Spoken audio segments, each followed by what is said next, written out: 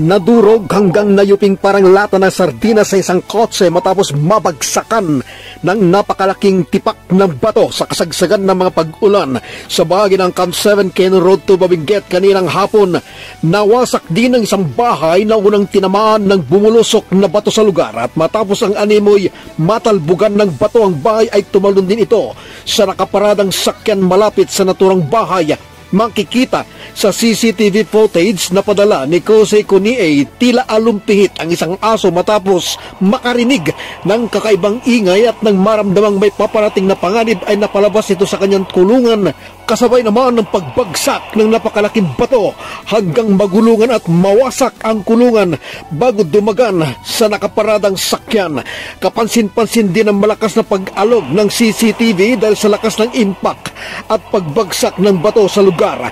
Ayon sa may-ari ng bahay, swerteng hindi nadamay ang aso ngunit nagkaroon ng mga galos dahil sa mga tabla na dumagan dito.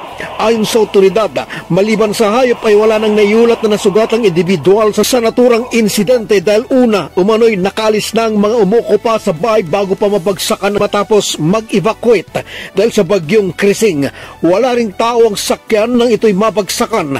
Ayon sa Tuba Municipal Police Station, nakatuwang nila ang CDRRMO, Camp 7 Barangay Official, Baguio City District Engineering Office, iba pang grupo sa pagresponde sa lugar. Ayon pa sa otoridad, umano'y maaring lumambot ang lupang tinutuntungan ng mga bato sa itas na bahagi ng kabundukan dahilan para ito'y malaglag at bumulusok sa ibang bahagi ng kalsada. Ayon naman sa ilang residente, una silang nakarinig ng malakas na tunog o lagabog na nagdulot ng bagyang pag-uga ng lupa na kanilang ikinabigla at ng kanilang usisain.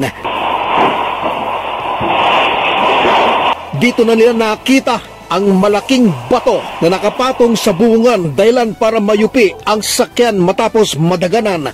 Agad namang ipinarating na otoridad, partikular ang Cannon Road Task Force, ang insidente sa Office of the City Social Welfare and Development o CSWDO ang naturang kaso para sa kaukulang tulong assistance lalo sa mga apektadong may-ari ng nadamage na bahay at sasakyan. Lungsod ng Baguio, Fred Relyuda para sa mata ng Agila, Northern Luzon. Matatag, matapang, matapat.